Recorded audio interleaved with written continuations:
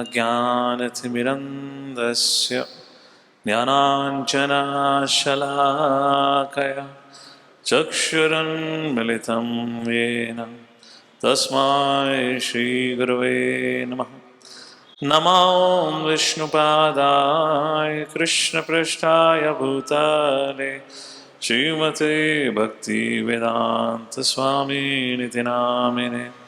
नमस्ते सरस्वते देवे गौरवाणी प्रचारिणे निर्विशेषशून्यवादी पाश्चात्यादिश्रतारिणे। जय श्री कृष्ण चैतन्य प्रभु नित्यानंद श्री अद्वैत गदाधर श्रीवासादि गौ भक्तवृंद। हरे कृष्णा कृष्णा कृष्णा हरे हरे, हरे Ram Ram Ram Hare Hare. So welcome everyone for today's talk or the presentation. Today's topic, this is the 9th session, and if I am correct, this is the 6th topic of the series of mind management. And today's topic is meditation and mindfulness. Techniques for finding peace and calm in a busy world. In one way, this is one of the, in fact, this is how traditionally I have concluded my mind management series. This is only for this time that I've added the session on forgiveness. Next time we'll also add session on anger. As I get some suggestions, these are the subject matters not dealt, so we keep on adding. For this time we have added forgiveness, we'll see that next week. Nonetheless, at the very first session when we all met, I had made a point, there are two ways of dealing with the problem. One is called, like in a medicine, there's an allopathy and there's Ayurveda. If you got a pimple, you apply an allopathic cream. In the morning you wake up and great news, pimple is gone. But bad news, pimple has come up here. It goes from here, comes on the other side. That's allopathy. Immediate treatment, but it manifests somewhere else.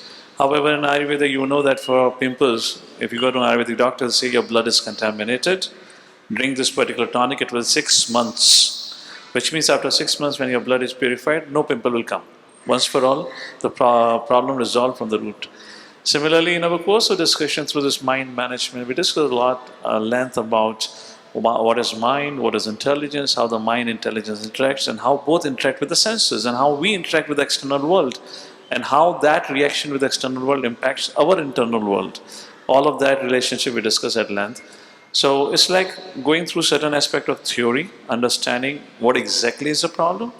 Unless we have a proper diagnosis, solution doesn't make sense. So unless doctor is able to convince you or justify you scientifically to you have such and such problem, you will not take the cure seriously, isn't it? So we kind of discussed that because that's the way Lord Shri Krishna builds Bhagavad Gita. Through the discussion with Arjuna, he's helping us identify. It's a self-diagnosis, we discussed last time, a self-analysis. And along with doing the self-diagnosis, we did give a solution. But this is the essence of all. Bhagavad Gita largely speaks about yoga. And then yoga has many forms, what is called as today meditation. One of the aspect of yoga is meditation, but that's not entirely yoga. And then what is one of the characteristic of yoga is also called as mindfulness. So a little bit I'm going to give you an introduction on what is meditation and what the recent statistics about the acceptance of meditation in different spectrums of life, and same for the mindfulness. And then we'll go back to our ancient history or textbook or Vedic science. For the timing, I'm just going to stick to Bhagavad Gita. We're not going to go to other literatures. And we're going to look into it how Bhagavad Gita had been talking about this from the beginning of the time. We were so busy, we never bothered to look at the book which was present, available to all of us and received through the heritage. All of us have had a copy of Bhagavad Gita, but we kept it on the altar and offered agarbatti. Yes or no? But we never dare to open it. But when it comes about speaking about it, everyone is a Einstein on Bhagavad Gita. Everyone knows everything about Bhagavad Gita, but they never read it. Why? Because they saw it on the TV. Or they read some blog or saw some WhatsApp video or some Tom, Dick and Harry making some comments, and people think that's what Bhagavad Gita is about. We are seriously mistaken about it. Let's take a look at it. What is meditation? Technically, it is called the process of training the mind. Meditate. What is the goal of it? It aims at achieving clarity, mental clarity, emotional calmness, and heightened awareness. In other words, meditation gives you self-awareness. And in management terms, there is something called as NIC, N-I-C. Understanding the needs, interests, and concerns. In any relationship, it has to be successful. You have to define NIC, N-I-C.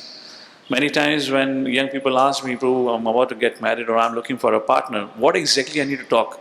I say you have to identify these three things about the other person and see how much the needs and interests and concerns matches for both of you. At least the needs and the interests. Concerns can vary. This is what you need to investigate. I don't know on what basis people really judge, is that other person my life partner or not. Maybe the bank balance, maybe 3 BHK, 5 BHK, I don't know. Or maybe how beautiful or smart the person look, but actually this is the basis. So meditation creates a sense of awareness. We understand, oftentimes, in fact, it's very easy to tell what are the needs of others, interest of others. It is very difficult to know what is my need and interest. How many of you agree with that? We have a very superficial idea about what I really want, what I really care for, what are my interests. So that's how meditation gives you self-awareness. It involves what is the practice of meditation, how it is practiced. It involves focusing on an object, a black spot on the wall, or maybe a thought or an activity. That's how the meditation, what it is, the goal, and how it is performed. Some statistics on meditation. It picked up a popularity in the recent past. This is according to the National Center for Complementary and Integrative Health, NCIH. They have published a report and they said in the US particularly, the scope and the interest in meditation rose from 4.1% to 14.2% in 2017. Like that. And you come talk about post-COVID, I can bet on you it must be at least 35%. At least 35%. Rising popularity, now question rises, hey, why did it become popular? See, anything becomes popular means it has to have some value addition to your life, isn't it? Standard point, that's it. So, rising popularity is driven by the perceived mental health benefits. This is not what I am saying it, I have already quoted, you can go and look at National Center for Complementary and Integrative Health report. This is a US institute, they did that survey and they found out. So those who do meditation, they have found themselves having a lot of mental benefits. We'll talk about it shortly. Like stress reduction. Those who regularly do meditation, this was the research I had shown you to on one of the very first sessions. How to deal with the mind. So mindful meditation reduces anxiety, depression, and in fact pain points. There's something called as pain points. How many of you have ever had an experience, suddenly some part of your point begins to pain as if somebody has pushed a needle inside it? How many of you have that experience? That is called as lingering emotion. This medically, this emotion is not a physical illness. This pain point is not a physical illness. There had been something which is troubling you, and that thing which you're not able to resolve, which is generally an emotional disturbance, relationship crisis, or could be a fear or paranoia. It's an emotional thing, and that gradually takes a physical form and it manifests in a pain point. And unfortunately, there is no solution for it. If you go to an allopathy doctor, they give you a medicine which numbs not the pain, but the point which is experiencing the pain. And your emotional crisis continues. This is a medical fact. Go and talk to a doctor. Anyone knows about medicine will tell you how, if your mind is not in the right place, how it creates a problem on your physical level also. So, improves overall emotional well-being. Meditation. And that too, people really don't know what exactly meditation is. They have varied ideas of meditation. We'll take a look at it. Where is meditation introduced for the first place? And then we'll look at what it says. Now, status of meditation. Gauranga. Sorry, bear with me. Just some time ago I prepared the presentation. I don't know why it became so small. So, brain changes. According to Harvard Medical School and various institutions have done research on meditation, they found regular meditation leads to a structural brain changes. Can you imagine? There was this famous experiment which was done in Japan long ago. If a rhythmic sound, particularly the sound of Om,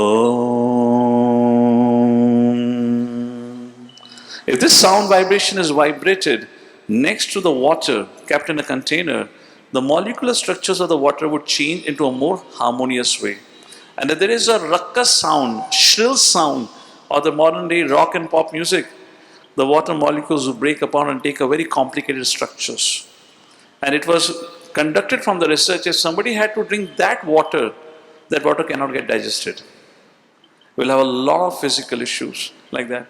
So the regular meditation leads to structural brain changes, enhances memory, and once again, emotional regulation. That's how it has become a very major subject matter of study in the modern day, because people, a lot of emotional crises have begun to happen, and there is no solution. And they have looked back again to the ancient texts, and they found out meditation is a way to really deal with the emotional crisis. How many of you would agree that there is a lot of emotional crisis? Examples of emotional crisis: having a doubt on the person, having a sense of fear, might ditch me or might cheat me, having a sense of unmet expectations. कभी हमारी सुनते नहीं, हमारी इच्छा कभी पूरी नहीं करते. How many of you agree this kind of emotional dissatisfaction have increased drastically in the society today? Or let's say, how many of you have experienced that you have felt like that? How many of you would like to raise hand? I guess some are worried. My spouse is sitting next to me. How can you ask this question to me? घर पे जाके डांट पड़ेगी. So anyways, but that's the thing over here.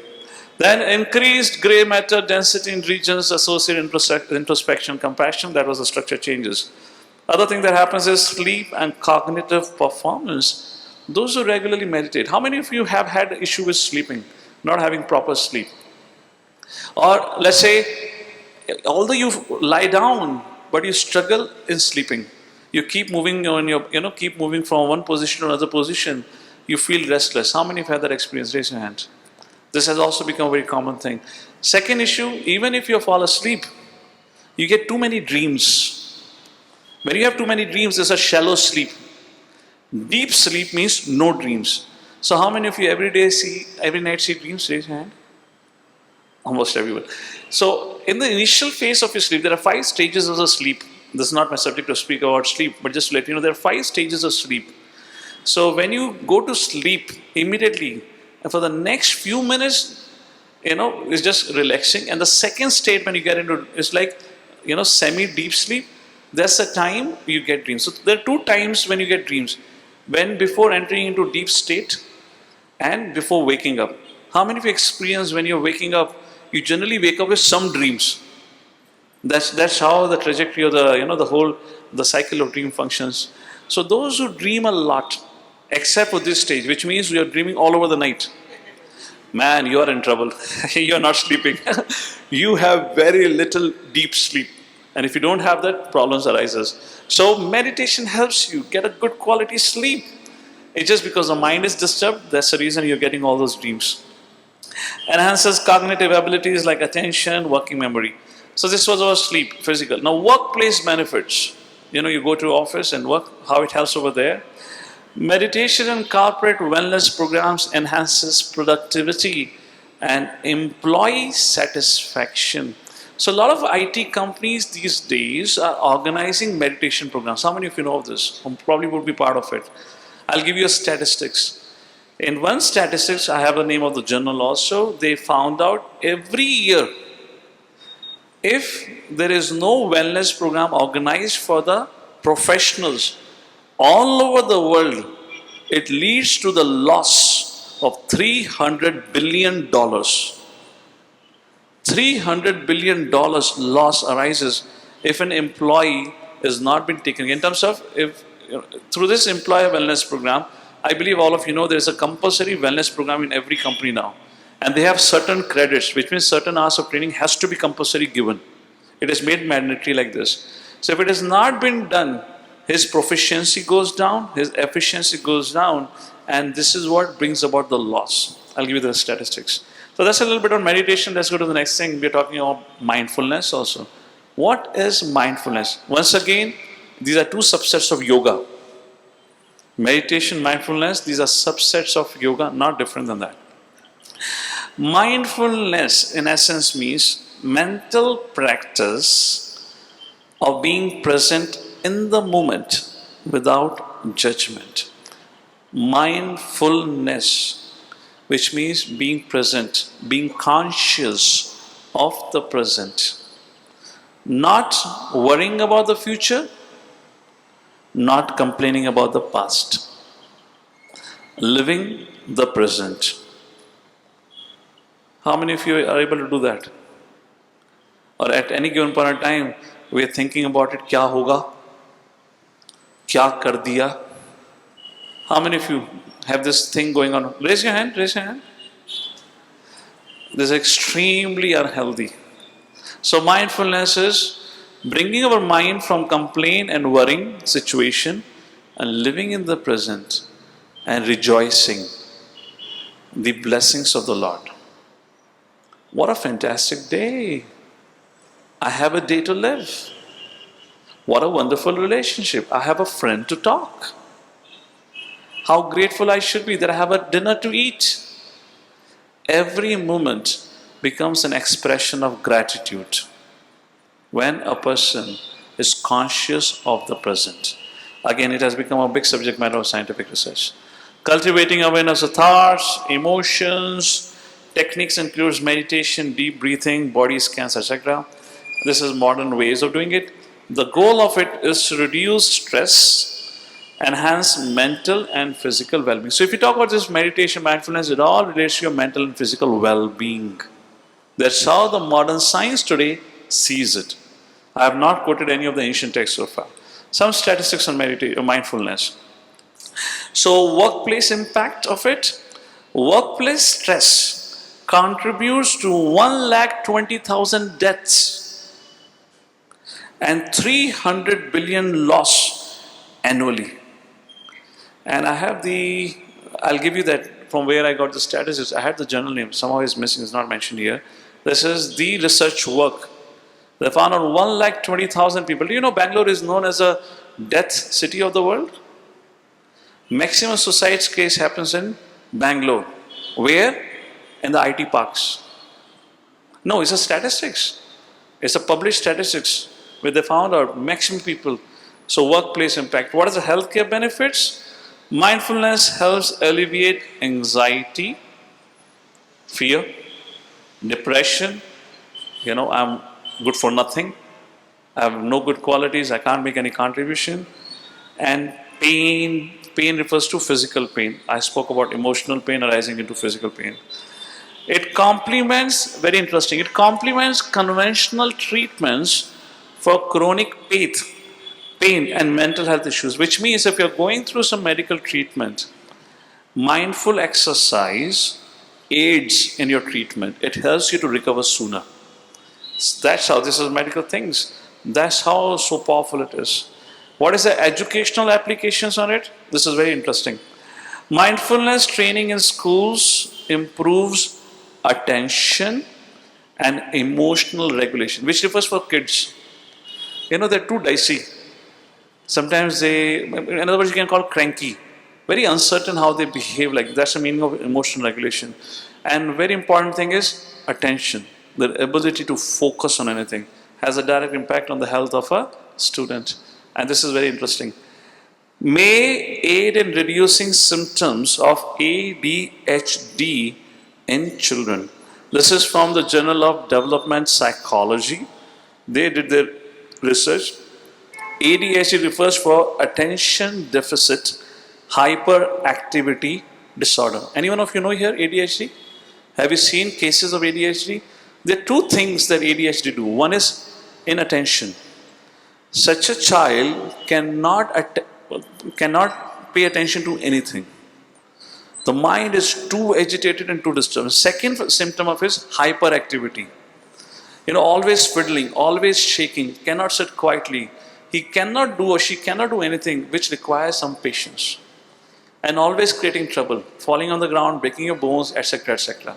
This is called as ADHD. So again, they have found according to this journal of psychology, if somebody is taught this techniques of mindfulness and meditation, these kind of problems can also be recovered.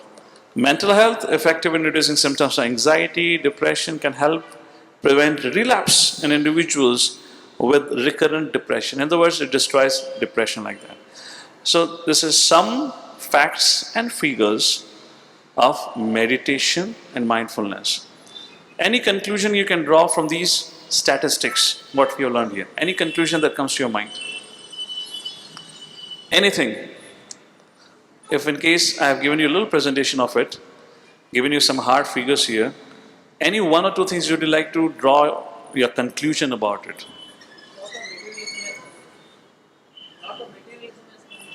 Okay, so there is a lot of discussion on the physical well-being. What else? Yes, unstable. Conclusion. That's your understanding. What's your conclusion? Conclusion is, as much as for your survival you need to eat, so much so for your survival, not just surviving, for your well-being, meditation should be part of your everyday life. Even if despite all these statistics, all these hard figures, you don't understand, all the best. What else can be done about it? Let's come to our ancient scriptures. So these techniques of meditation, mindfulness, the subject matter, had been part of Vedic scriptures from the beginning of the time.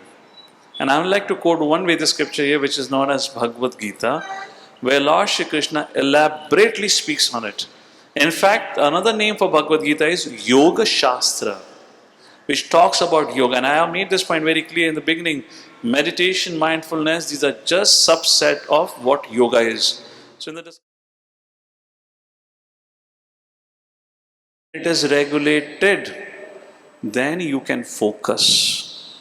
When it is unregulated, your mind remains very disturbed. And when mind remains disturbed, how can you really connect with the Supreme through the process of meditation? The very first thing is moderation, balanced life. Next point, detachment and equanimity. Very interesting, I'll explain. Jnana Vijnana Triptatma Kutastho Vichitendriya Yukta iti uchyate yogi. ऐसे व्यक्ति को योगी कहा जाता है. समालोष्टाश्म कांचनः. So who is that person is said to be yogi? A person is said to be established in self and is called a yogi when he is fully satisfied with jnana and vijnana. Such a person is situated in transcendence. Kutostho Vijitendriya. Vijitendriya means Vijay, Indriya, who has conquered the senses. Senses are not dictating him anymore. Such a person is known as yogi. Sama loshta shma kanchanaha.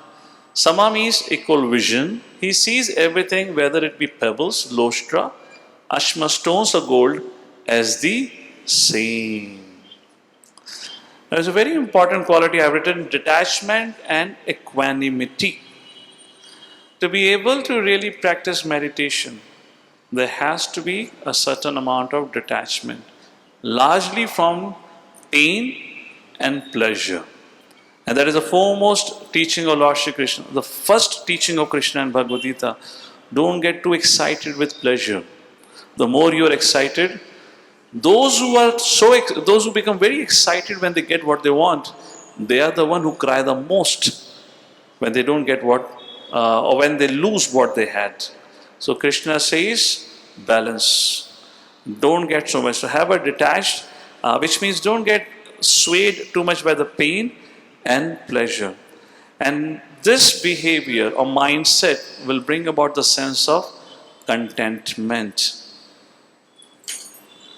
That is how you will stop worrying about the future and will give up complaining about the past. And then you become content about what you have in the present. Second, I'm just going to quote 4 shlokas. Third is about mindfulness. We spoke about meditation and how to do that. Mindfulness and surrender. Very interesting verse.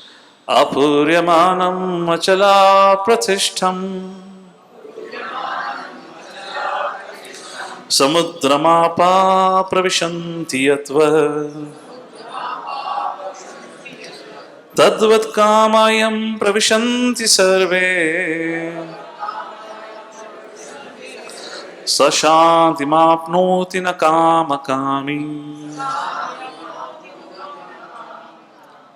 At the end of the day, we all are looking for inner peace. That inner peace cannot come if you have not learned the art of becoming mindful of your desires. What desire to pay attention to and what desires to ignore. Let me ask this question over here. Be candid about it. How many of you agree there are many desires which could be given attention, and there are many desires which manifest within us? They're highly dangerous. Raise your hand, please. Please raise your hand. Therefore, becoming mindful of our desires. Very beautiful. Krishna is saying, just like the rivers enter into the ocean, ocean does not get disturbed. Similarly, a yogi, he allows the desires to come and pass through. But he picks and chooses what to act on. Not that he is swayed by a dried up leaf. A little gush of wind and blows the dried up leaves away from the tree into the no man's land. So, agree with that? So, there's a meaning of mindfulness and surrender. And to surrender, what I mean to say, to be able to manage your desire, one very important aspect. These are some deep philosophical points I'm just introducing you to. Because after this, we're going to start a Bhagavad Gita course. We're going to sit and study Bhagavad Gita. So, we're not going to just leave you with some introduction. Next, after this, because this is coming to a conclusion, after this, we're going to study all the 18 chapters of Bhagavad Gita. It will be 18 sessions. Each session will discuss each chapter of Bhagavad Gita. And then we have a elaborative study over here, right here only. So, surrender means the one thing that we really need to become detached is from the results of our work. Let me ask this question to you. This is a very profound statement. What is that? Karmena evadikaraste ma phaleshu kadachan. How many of you agree all the anxiety, stress, envy, whatever relationship crisis in office and elsewhere it happens, it all because of a strong attachment to result. I want my work to produce result in such a way. Because I'm worried about it, somebody else would get the result, not I. Is this relationship crisis? Imagine if you become detached from the result because Krishna says, I give the result. It's not you. Your job is to do the duty. Your work is to perform the task. But result is not determined by your effort alone. There is a whole philosophy and science behind it. How many if we agree? Just think about it. For a second, if imagine you go to office, you do your duty, but are not worried about the result of your action in terms of promotion, paycheck, etc. How many of you agree you'll be far much more relaxed? How many of you agree? Please raise your hand high up so I know you're getting what I'm saying. How many of you will be far much more relaxed and probably might enjoy the work? But I can't enjoy because I feel like my expectations have not been met. I'm not getting what I deserve. That's the point. Where's the question of meditation then? And the fourth point, by the way, this is just all introduction. I have not started the presentation for today. I'm just introducing you. You can say this is introduction for our next course. Meditation on the device and on the divine. I would say this is a concluding instruction of Bhagavad Gita. Krishna takes us through various journeys, and then this is the point which he hammers through all and every chapter. What is that? Please repeat after me. Manmana bhava madbhakto madhyajimam namaskuru mam evashyasi yuktvevam atmanam atparayanaha. So throughout the Bhagavad Gita, Lord Krishna encourages to do meditation. We talked about meditation. Meditation means to focus on an object or a thought. But Krishna very clearly says, focus on the Lord. Focus on Guna, Rupa, Nam, Leela. Not on the black spot, not some random thought, but focus on the Lord. Manmana bhava madbhakto, and then Atmanam matparayana. When you take shelter of me, matparayana, I shall deliver you. Mat parayanaha. From every tribulation, turbulence of your mind. Which means when we take shelter of the Lord gives us protection from our raging mind. And then you will see the mind becoming calm. Because it is not our energy. That's another concept Krishna says in Bhagavad Gita. So, this was just a little brief about this subject matter, how Bhagavad Gita, a traditional and ancient yoga shastra, talks about this meditation mindfulness, which the scientists and psychologists and the doctors just in recent past have discovered, and they are teaching you and charging extremely high fees. If you ever gone to any yoga institute, how much you have to pay just to learn how to move your body? Just to breathe in and breathe out. यार उसके लिए भी पोपट बनाते हैं, हद होती है। 3,000 रुपए का कोर्स, क्यों? तुम्हें सांस लेना सिखाया जा रहा है। ये वैसी बेइज्जती होगी जैसे कोविड में बेइज्जती करी गई थी। हर जगह ऐड आ रहा था, हाथ कैसे धोते हैं। मैंने कहा तुम्हारी एजुकेशन का फायदा क्या हुआ यार? बड़ों को भी हाथ सिखाया जा रहा है, हाथ कैसे धोते हैं। I mean, what have you made a society of? Is a human beings or animals? You're teaching them. How many of you remember seeing ads? हाथ ऐसे धो, वैसे धो, सोप लगा के धो, पानी से मत धो केवल। बचपन से सिखाया जाता है हाथ कैसे धोए जाते हैं। I was just wondering, अगर अभी हाथ धोना सिखाया है, अभी तक कैसे धोया होगा अपने आप को? Think about it. How many dirty fellows these people, you know. Just they got a big degrees, banners, were highly uneducated. So, let's talk about this yoga now. Krishna says to Arjuna, should you be a Kshatriya? Should you be a Brahmachari, Grahastha, Vanaprastha, whatnot? Krishna says, forget about everything, be a yogi. Arjuna, be a yogi. And it is actually through Arjuna, Krishna is trying to teach each one of us. Really want to live a life to the fullest? We have to do this. And what Krishna says? Tapasvibhyo adhiko yogi Jnanibhyopi matodikaha Karmibhyaschadhiko yogi Tasmad yogi bhavarjuna. A yogi is greater than the ascetic, a renounced person wandering in the forest, greater than the empress, Jnani, greater than the 40 worker, Karmi. Therefore, O Arjuna, in all and every circumstances, be a yogi. A simple question. अरे योगी तो बन जाएंगे, पहले ये तो बताओ योगा है क्या? So let's talk about what is yoga. Unless you know what is yoga, how can you be yogi? So when you talk about yoga, generally what's my experience have been, people always think about asanas. Famous Mr. Iyengar of Pune. Some are taught asanas, some develop naturally. दो pack चढ़ा के बड़े विचित्र आसन हो जाते हैं. All right? So when we think of yoga, what comes in our mind? Meditation. And that's how this asanas and meditation have become a big industry of profit. This is a 2015 statistics. I should have done my work today, but I didn't do it. By 2015, it had become an $84 billion industry. यार बेवजह में IT में काम कर रहे हो तुम लोग. तुम्हें तो अपने धरोहर में मिला है योगा का ज्ञान. खोल दो एक योगा इंस्टीट्यूट. अब आप हर सोसाइटी में देखते होंगे फलाना डिकाना yoga teacher. Isn't it? Because this is making moolah, money. So everyone has become yoga teacher now. और खुद ने आज तक कभी योगा नहीं करा होगा. So लोगों का जो उल्लू बनाने वाला काम है ना इतना बढ़िया चलता है. कहते हैं ना टोपी बनाना.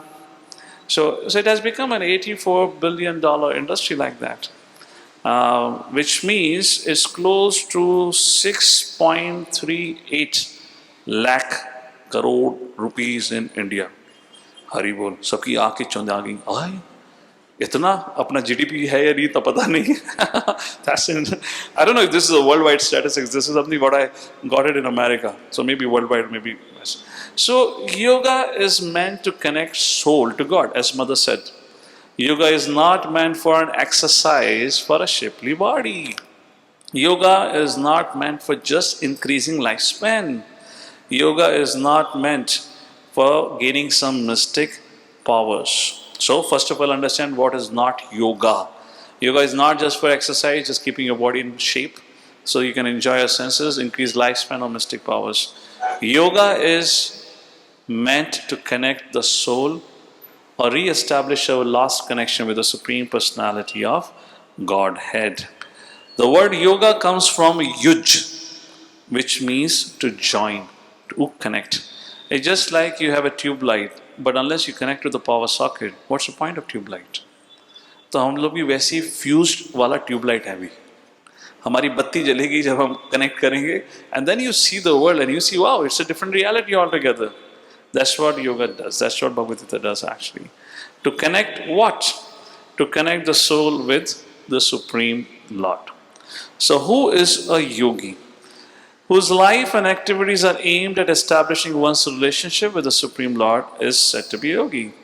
Well, there are different ways of connecting with the Supreme Lord. Lord Shri Krishna speaks about it in Bhagavad Gita. There are 4 ways of doing that. Called as Karma Yoga, which means through 4 kinds of yoga. Karma Yoga, through your senses and action, you can. I would not have time to explain all these 4 yogas, but I'll briefly speak about it. During our detailed study, I'll tell you what exactly it is.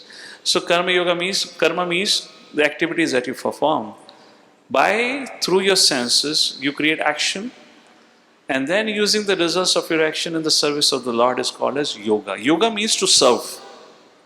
To connect with the Lord means to serve the Lord, which means you engage the results of your work in the service of the Lord. That is called as Karma Yoga. What is Jnana Yoga? You use the facility of a mind in philosophical research, in studying scriptures with an objective to understand God. That is called as Jnana Yoga. Then you have Dhyana Yoga, where you use the facility of intelligence in practicing Yama, Niyama, Asana, Pranayama, Pratyahara, Dharana, Dhyana, and Samadhi. This is an advanced stage from Karma Yoga, Jnana, and Dhyana Yoga. Intelligence is the highest point. From there, you control all the facilities of the body, or faculties of the body, to use in the service of the Lord.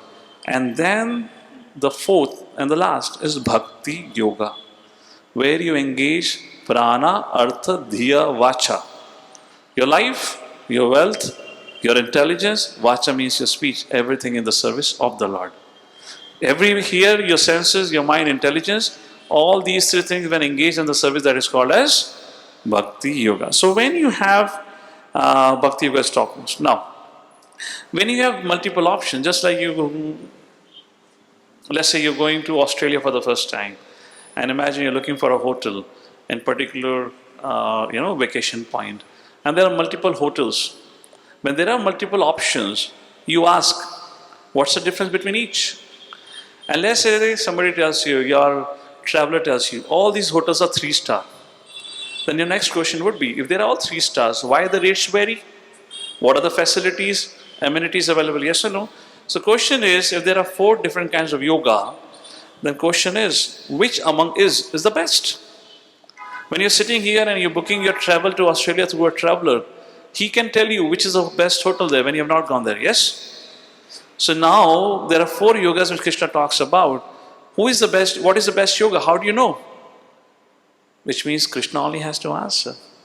And he does answer in Bhagavad Gita. So how do you know about it? Just like, who can say which is the best version of Microsoft? Only one person. And only he can say, nobody else can say. And those who got the joke, they understood the point. So the author of Windows, Bill Gates, all he can say that he ever made something good, which he never did.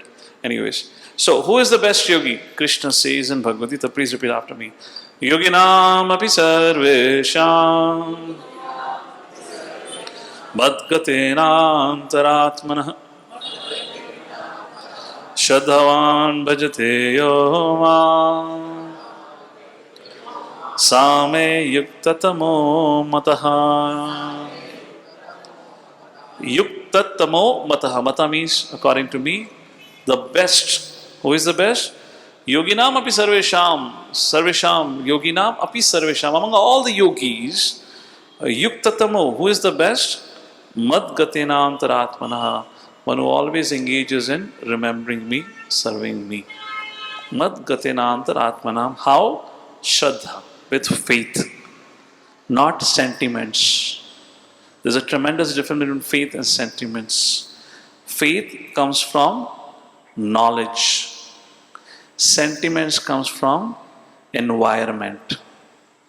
For example, we all have grown into a Hindu background. We all saw our mother, father doing some worship because we grew up in that religious background. So we have got some sentiments for God, but not faith. But not faith. Faith is a subject matter of knowledge. Therefore, when something goes wrong with us, then we fail to take shelter of the Lord because it was always done on the basis of sentiments. But there was never a knowledge that gave us the faith. The good times, the bad times, Krishna is by our side. And how to take shelter of Him. How many of you have seen this? Even those people who you saw all their life did puja pad. Every morning they did some agarbatti, they did ringing of the bells. But when something went wrong, they began to find faults with everyone else. How many of you have seen this? And how many at that point of time wondered, yeah, is puja pad ka fayda kya ho? Tumhe yahi nahi pata how to react. You're acting the same as I act. So I'm better being an atheist. At least I don't have to waste my time ringing the bell. What's the point of doing this half an hour of Aarti every day when you react the way I react? How many of you have thought like this? Raise your hand, please. And how many of you pushed you a little bit on the side of this is all useless, doesn't work? It's on based on the sentiments arising because of the environment. Faith comes from knowledge. Krishna says, Shraddhavan bhajati. He engages with faith. So, the yoga ladder, what is the relationship between these four yogas? It begins with Karma Yoga, goes to Jnana Yoga, Ashtanga Yoga, and then finally to Bhakti Yoga. Step 1, 2, 3, 4. Bhakti Yoga is the highest. Now, can all the paths lead to the same goal? Yes. But the journey is not the same. Just like the Karma Yoga, Jnana Yoga, and Ashtanga Yoga is compared to the staircase, which also takes you to the top of the building. But Bhakti Yoga is compared to direct lift. Nothing, simple. So to practice Karma Yoga, Jnana Yoga, Ashtanga Yoga, you have to endeavor a lot. But in Bhakti Yoga, it's very simple. Why Bhakti Yoga is simple? Bhakti Yoga means to always remember God and never forget God. Which means always remember Krishna, never forget Krishna. And what is the means of remembering? Hare Krishna, Krishna Krishna, Hare Hare, Hare Ram, Ram Ram, Hare Hare. Imagine you're cooking. Hare Krishna, Krishna Krishna, Hare Hare, Hare Ram, Ram Ram, Hare. Imagine you're bathing, taking a bath. Thande thande pani se nahana chahiye. Nahao. Nahate nahate.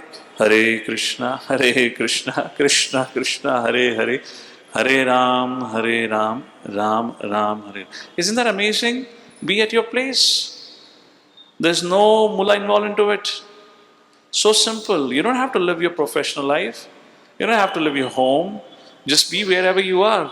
But always remember, Hare Krishna, Krishna Krishna, Hare Hare, Hare Ram, Ram Ram, Hare Hare. We eat Krishna Prasad.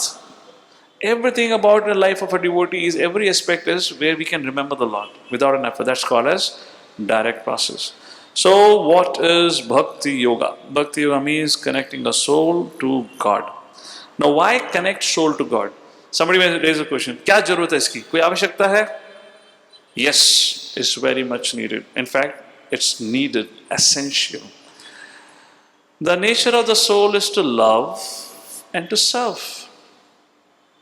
Look at even the plants. Look at even the animals. Isn't that everyone serving? You know that ecological cycle? You know, you're knowing or not knowing, you're still serving.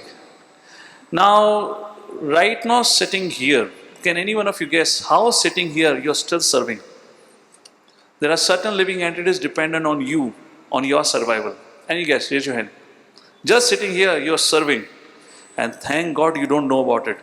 Otherwise, you would have started putting GST on it. Yes, Prabhu, behind. Go ahead. Breathing out, not in. Breathing in, you're taking alone. Breathing out, you're serving the plants and trees because that gets their inhale. Like that. So, to love and to serve. My point here is that's the nature of the soul. At every point of time, we are doing that. That's the nature of the soul. Just like fish out of the water, you bring the fish to the 5-star suite and keep it on the king size bed. Have you ever lied on a king size bed in a 5-star hotel? Don't lie. I lied. I couldn't wake up in the morning only. मुझे waiter को बुलाना पड़ा, उठा यार मेरे को, because वो इतना सॉफ्ट होता है ना, आप ऐसे ट्रायंगुलेटेड हो जाते हो, your lower back goes inside like a hospital bed. तो 2 लोगों को मुझे खींच के निकालना पड़ा उसमें से. उसके बाद मैंने ठान लिया मैं कभी भी पलंग पे नहीं सोऊं, जमीन पे सोना अच्छा है, अपने बल पे उठ जाते हैं. Anyway, jokes apart. So fish out of the water, put the fish over there, fish can never be happy. How many of you are happy? Or you're thinking you are happy because you don't know what is happiness. Your happiness, the quality of your happiness is because today I am not in anxiety. Because today my body is not giving me pain. That is what you call happiness. Yes or no? That is a mitigation of suffering. But that's not happiness. That is something, if negative excess is your suffering, now you have come to the 0 point, which is no negative excess. That is not happiness, that is mitigation of suffering. But positive excess is your happiness. Well, you cannot have that experience of it unless you take to the process of it. That is actually happiness. That's why we should engage. What's the nature of the soul? To serve, and to love and to serve like that. And we already talked about that, everyone is serving. What are the activities of the soul? Again, to love and to serve. Now the question comes when we say to love and to serve. How does this expand? Who do we love the most? If I ask this question, who do we love the most? Let's see who would like to give an answer. Please raise your hand. Who do you love the most? Please raise your hand and give me an answer. Okay, somebody else who have not answered so far. Yes, myself. How many of you agree? I is the one who I love the most. I'll give you an example. Imagine if there is a fire in the house. Fire in the house is not going to come and knock on your door and tell you, 5 minutes mein aag lagne wala hu. Prepare kar lo. It never happens like this. It's out of a sudden. When there is a fire, first response is bhago. It's called as fear and flight. Run away. Or when you have reached a safe zone, then you look back. कितने आ गए, कितने रह गए. और जो रह गए हैं, अब वहीं पे खड़े खड़े कूदोगे. ओए मेरा बच्चा, ओ मेरा पति. Nobody would have the guts to enter inside. Yes or no? So the first person we love is me. Is always about me. Are you with me on this? I hope there is no doubt about it. This is what it is. And now how this love and service attitude expands from me comes next what? What is next after me? Family.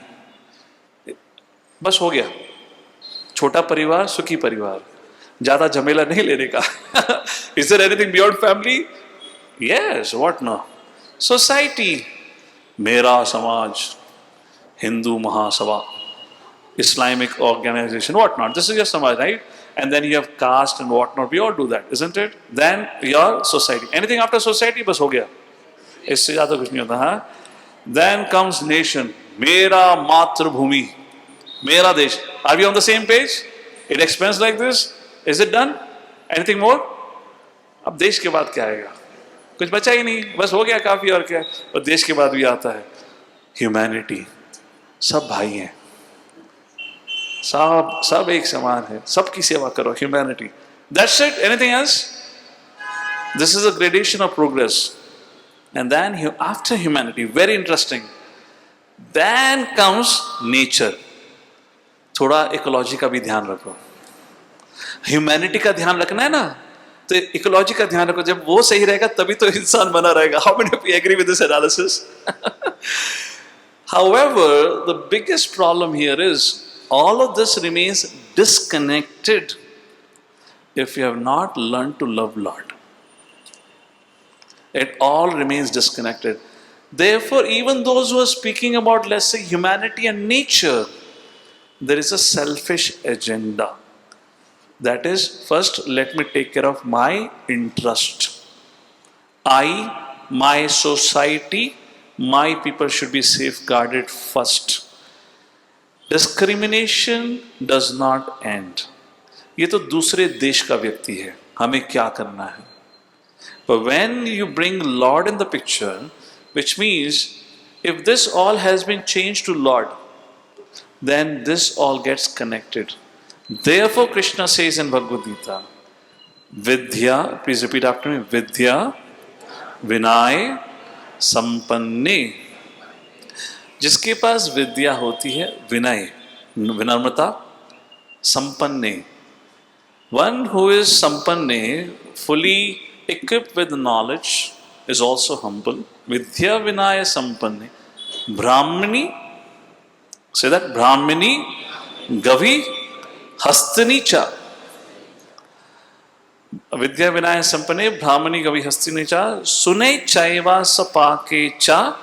Pandita Samadarshina. Such a person, Pandita Samadarshina, such a person does not see distinction or differences not only between the male and female, not only between the human species, in fact across the species. He does not discriminate between a cow or a bull or a dog eater or to a brahmana or anyone from the human being. He sees everyone with an equal vision. Everyone is a part and parcel of the Lord. Now you tell me, which is the highest service then? Is that the right point of view or not? That's what Bhagavad Gita teaches. So let's move forward. So what is the definition of Bhakti Yoga? That yoga which establishes our soul's love and service for Krishna. So what is the process by which our love and service develops for Krishna? That is called as Bhakti Yoga. That is what it is. But would serving the Lord satisfy all? Yes. Yatha taror mool nishchanena tarpayanti tatskandha bhuja upashakaha. When you water the root, yatha taror mool nishchanena, watering nishchanena, tarpayanti means satisfied, tatskandha means trunk, bhuja branches, upashaka and the leaves and the twigs. Yes or no? But when this is watering the roots. But when you water the parts, it does not nourishes all. So serving Krishna or the Lord is said to be watering the roots. Why? Krishna says, Aham bija prataha pitaha. I am the seed-giving father. I am the father of mataha pitaha. I am both the mother and the father of all. Alright, so how do we acquire love for Krishna? We can acquire love for Krishna. We don't need to, how do we acquire love for Krishna? That's the question. We don't need to acquire it. It's already there. We just need to revive it. Michelangelo, the sculptor, is already there. I just removed the excess marble by my chisel. A child asked, I saw the stone slab and now I see a beautiful figure here. He said, well, I didn't create anything. I just removed the unwanted things, which means it existed. I have just rediscovered it. So, why do we not have spontaneous love for Krishna when it exists? Bhakti removes another. Because just like if an iron becomes rusted, cannot get attracted to magnet. Similarly, our heart has got corrupted by anarthas. Artha, required. Anartha, which is unnecessary. What are the unnecessary? Anything which you identify which is unnecessary? What is unnecessary? What is anartha which you can identify as? Anything? Anartha. Kama, Krodha, Lobha, Moha, Mad, Matsarya. These are said to be anarthas which have covered our consciousness, because of which our natural attraction is not happening for the Lord. Alright, so now many times people ask the question, how to practice Bhakti Yoga in family life? Can I really practice? People say, oh, jungle jana padega, pati patni ka sambandh khatam ho jayega, I will have to give my family. Well, that is not the case. It's all misunderstanding on the subject matter. By the way, is that a valid question? As such, what is Bhakti Yoga I have established? I can go forward if you think it is required. Or else if you think, Proji, bas, kafi hai. अपना हो रहा है, हमें प्रश्न ही नहीं है, हम संतुष्ट हैं. Chant Hare Krishna, be happy. All my questions are answered. If yes, then okay, fine. We can take some question answers. But if you think, for how many of you this question would be relevant? Of course, some bachelors may be thinking, अरे हमारे बारे में भी सोच लेते हैं. So, is that a valid question? How many of you think is a valid question? Raise your hand. Can I practice bhakti yoga in my family life? एक का भी हाथ खड़ा नहीं है. अच्छा, खड़े हुए, ठीक है. Everyone was confident, nonetheless I'm going to speak. Why to raise the head? All right. So, सबसे पहले, was Arjuna sannyasi? Neither he was a sannyasi before the war, nor he became sannyasi after listening to Bhagavad Gita or after the end of the war. So I don't know from where this illusion have come. If you read Bhagavad Gita, सब घर बार छोड़ दोगे. कितने लोगों ने सुना ये? भगवद गीता पढ़ोगे तो घर बार छोड़ दोगे. महाभारत की फोटो रखोगे तो घर में महाभारत छिड़ जाएगी. मैंने कहा जिनके घर में नहीं है, कोई रामायण चल रही है, जाकर देख कर आओ क्या चल रहा है उनके घर में. So ये कह रहा कि महाभारत छिड़ जाएगी. God knows from where all this thing has come. How can I get the time to practice bhakti yoga? Very simple. Just minimize the quadrant. We have discussed about the quadrant, the fourth quadrant, the quadrant of waste and worry. What is a wasteful quadrant? Doing things which does not add value to your life. Any activity which does not add value to your life, which you can identify. Watching TV, fantastic. Anything else? Gossip. What else? News. What else? Movies. What else? Smartphone. Many things are there like this. Just take a break from that. Use that time. Don't give this excuse that I don't have time for it. Work time, worry time, waste time. That time use it. Is spirituality a retirement program? So back in Bombay, in our temple there, one young man had got inspired and he decided to join the ashram. He said, I'm going to dedicate my life for serving the Lord. His mother, father got really worried. इतना मेहनत करा, पढ़ाया, लिखाया, इतना investment हुआ, without any return. कुछ करा ही नहीं, इतनी उम्मीद थी, चला गया. तो माता पिता बड़े गुस्से के संग टेंपल में आए, पहुंचे, बोला ये क्या है, हमारे बच्चे को तुमने बुला लिया. तो टेंपल प्रेसिडेंट से मिल रहे थे. टेंपल प्रेसिडेंट ने उस भक्त को बुलाया, इधर आओ. And he said, did I call you here? Boy said, no. What are you doing here? He said, I have come because of my own will. So he said to the parents, he said, देखो भाई, मैंने तो बुलाया नहीं है, अपनी स्व इच्छा से आया है. I would tell you right in front of you, go back. Go back, he said. And the son said, nothing doing. I am not going. And the mother began to cry. बोली, प्रभु जी, ये कोई उम्र है, इसको समझाओ, हमारी उम्र का होगा तब भक्ति करना. इसको बोलो, अभी चलो, हमारी उम्र में आके भक्ति करना. Temple president said, very good. So my dear mother, you take your son, leave your husband.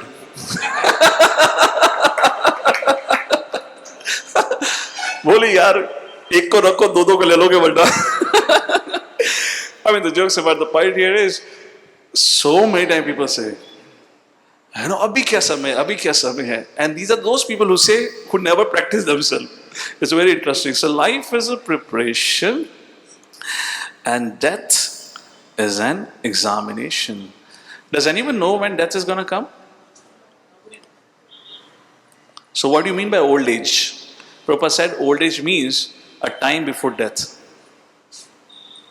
Old age means time before death. Does anyone know when he's going to die? So how can you say you're young today? We are always old because we can die at any point of time. So we cannot delay it. This is something which is a need of the hour, not for this life but after this life, because it opens the way and gate for back to Godhead. We cannot wait. So what should I do now? Very simple. 5-step solution. First thing is understand what is my situation. Accept I am sick. I need help. What are that symptoms of my disease? 4 perennial problems: birth, death, old age and disease. किसी का नहीं हुआ ऐसा है? आप बैठे हो, evidence है जन्म हुआ है. So nobody can say I have not had the suffering. All right. So old age and death may come sometime, but COVID का तो सबको experience रहा ही है. We all saw that. These are called as sickness. This is unnecessary suffering on a living entity. Accept that I am sick, I need help. First is that. This is called fourfold misery, and the threefold miseries are adhibautika, adhidaivika, adhyatmika. So many times people call me, tell me, Poji, I have this challenge, that challenge. I always ask the same question to them. I said, can you give me one time in your life when you were not in trouble? Ask this open question to all of you. Can you think of any time in your life when you were not in trouble?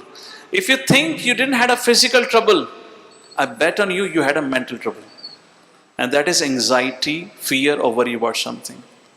And when you thought you don't have mental worry, it is only the time when you're going through physical suffering. Because that's the time you didn't have time to think about other things, because you were suffering on your body. So like this, a living entity is always struggling because of his mind, because of the other living entities, and Daivika means destiny, and the higher forces at each point of time. So understand, we are suffering. Dukhalayam ashashvatam. Then knowing that I am sick, which means I am suffering, what to do? Go to a doctor.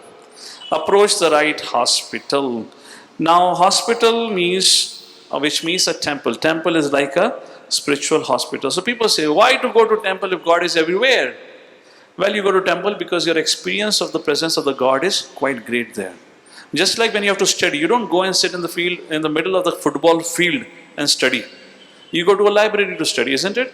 Then you get an experience. Similarly, you go to temple because your experience of the presence of the Lord is quite great there. Question comes, why not serve others? If the goal of the life is to serve, then why not serve others and go to the temple? If somebody says service is the best and start serving, it's something like first year MBBS students say, well, I've got admitted to a doctor, MBBS, I can do a surgery. Imagine what will happen if first year MBBS student says service is my goal, let me start doing surgery. The point is, first you get an educated, then you do the surgery. First you get educated in spiritual science, then you think about serving others. Here, home can become a temple. Well, you don't have to necessarily go to a temple if temple is far off. You can make your home into a temple, into a spiritual hospital. For an instance, flag, on the top of a building, flag represents the government of India rules, which means this belongs to government of India. Who is the ruler? So when you see this kind of flags, you understand who rules. Well, you probably not have seen this kind of flags now. You have DTH like this. But when you have antenna, which means what rules? TV rules. It's got to be a one-eyed demon like that. So TV has become the center of the house. What 800 years of Mughal rule could not do to spoil Vedic culture, what 200 years of British rule could not do to spoil the Vedic culture, that within 20 years or 25 years, MTV, ZTV, etc. I have no biasness. These days you have hundreds of channels. I don't have time to mention everything. I hope you understand. I'm just naming two. These things in less than 25 years have destroyed the whole Vedic culture. So make the Lord center of your home. Make your house into a temple. Put a frame and approach to the Lord. That's it, simple. So God should be the center of the home. So accept that I am having this eightfold suffering, sevenfold sufferings, and approach the right hospital, make your house into a temple. Third, approach the right doctor. Just because somebody is wearing a white coat and stethoscope makes him a doctor? Not at all. Similarly, just because somebody is wearing a dress like a sadhu does not make one a sadhu. When you go to another city and you need to meet a doctor, you take reference for a doctor. You search what has been his education, what had been a recommendation for him. Similarly, sadhu is not identified by his external dress. Sadhu is identified by his teacher. Who had been his teacher and who had been the teacher of his teacher? From where has he got the science of the self? These days, somehow, I don't know, there is so much fuss about self-made guru. There are few gurus in the world today who says, हमने शास्त्र नहीं पढ़ा, हमने कुछ नहीं पढ़ा, पर सब कुछ पता है. अब आप सोच लीजिए किस प्रकार के ज्ञानी रहे होंगे ये. जिसने कुछ पढ़ा ही नहीं, उसको ज्ञान कहाँ से मिलेगा? और लोग कहते हैं he is a true knowledgeable person. This is very bizarre. It doesn't happen like that. So one should not approach any guru. A guru must come into a parampara. So there are 4 paramparas: Sri Samprada, Rudra Samprada, and Kumar Samprada, and Brahma Madhava Gaudiya Samprada. Krishna gave this knowledge to Brahma. Tena Hridya Brahma Adi Kavve. In the heart of Brahma, Brahma spoke to his son Narada, Narada spoke to Vyasa, Vyasa spoke to Parishit Maharaj. Sukdev Goswami heard it there. Vyasa spoke to Sukdev Goswami spoke to Parishit Maharaj. Like that in Parampara, it is coming to Sri Chaitanya Mahaprabhu. I'll tell you, it's publicly available information. Srila Prabhupada, and through Srila Prabhupada to all of us. Bhagavad Gita's version. Bhagavad Gita says, 4th chapter, verse number 2. Evam parampara praptam. Praptam means that ये जो ज्ञान है आपको सिर्फ परंपरा के माध्यम से ही मिल सकता है. If you have to get your son, or let's say a brother or sister, admitted into a college, would you not look at the affiliation? Let's say somebody says, I'm an independent run college. No certification, accreditation from Government of India. Would you get your son, daughter, or brother or sister admitted there? Which means in an educational system also there is a parampara, which means there is an authorized authority. That's the point over here. Moving forward, avoid negative things, which means if you want to get cured, you have to accept the right and also avoid the negative things. What are the 4 negative things that we need to avoid? This is the subject matter of, again, Shastra says about it. Meat eating, mercy is lost. It's so amazing. If you look back 20 years, 25 years ago, we had a very sparse population in India who would even think of eating meat. Yes or no? Look around. If you not, go and look back and talk to your grandparents in the neighborhood. Hardly any hotels. Even onion garlic was not there at many places. Now people struggle to find any place without onion garlic like that. That's a different thing. No gambling, no intoxication, and no illicit relationships. So 4 negative things. Meat eating, the dharma stands on 4 pillars: austerity, cleanliness, mercy, and truthfulness. So that is destroyed when a person engages in these 4 things. And somebody is doing this, how can he be dharmic? To say, I belong to certain religion, which has been aversion. Alright, moving to the last point. While giving up negative things, we have to apply the positive things. What are the 4 positive things? Positive treatment. A, B, C, D. We have discussed this in the past. Association of saintly people. B refers to book, which means wisdom literatures like Bhagavad Gita and Srimad Bhagavatam. How many of you have a copy of Bhagavad Gita with you? How many of you do not have a copy of Bhagavad Gita? Okay, everyone has a copy of Bhagavad Gita. या लोग डर रहे हैं हाथ खड़ा करने में? Okay, I don't know. I mean, it's very difficult to believe that everyone has a copy of Bhagavad Gita. Okay, then C for chanting. Anyways, if you have or not, it would be up there on the table. You can take one for yourself. And C refers to chanting the names of the Lord. That is, Hare Krishna, Krishna Krishna, Hare Hare, Hare Ram, Ram Ram, Hare Hare. Is it anywhere mentioned in the scriptures to chant Hare Krishna? Iti Shodashakam Namnam Kali Kalmashanashanam Natha Parattaropayah Sarvavedeshu Drishyate. After searching through all the Vedic literature, one cannot find a method of religion more sublime for this age than the chanting of Iti Shodashakam Nam, chanting the Hare Krishna Mahamantra. And D also refers to, and C for chanting, D refers to diet, which means vegetarian diet. Are you all familiar with this, right? We may not be living into that culture today, but has been a part of our culture back in those days. We're talking about Bhagavad Gita, the culture what we had. So then, vegetarian then becomes Krishna Prasadam. Like that, we have to apply these 4 things, and that's how our treatment gets completed. In other words, question I raised was, what do I do after learning all this? We've discussed about all these different subjects of mind management. It is only good if you go through and apply these 5 steps. Recognize my mind is not in my control. To bring it under my control, to bring my mind under my control, I need to take guidance. And then when you accept the guidance, then you accept the solution that is given through the guidance. And when you accept the solution, you have to also worry about what not to do.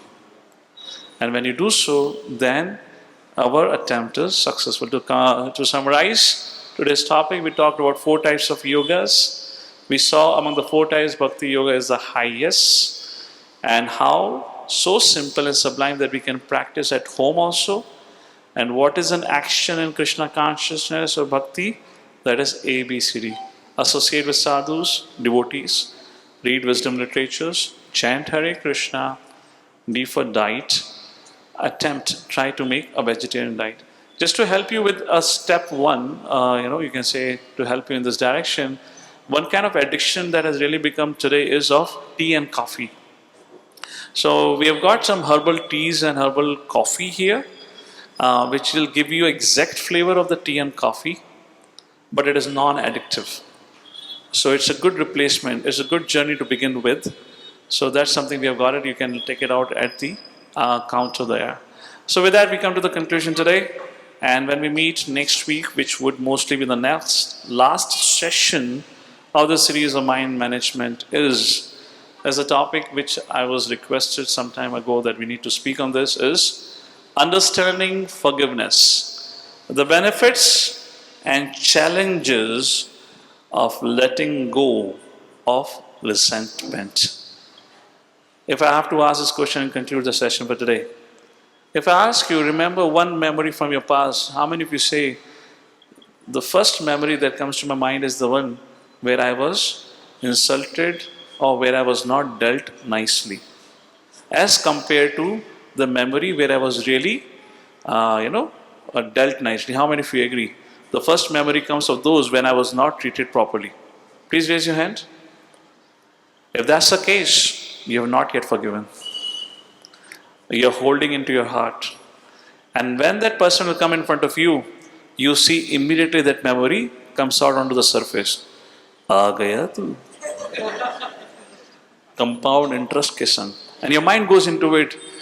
Let me just take back onto him. We are just burning ourselves with that. So it's a very important subject which we'll see next time. With that, thank you all for your kind attention. Jagadguru Srila Prabhupada ki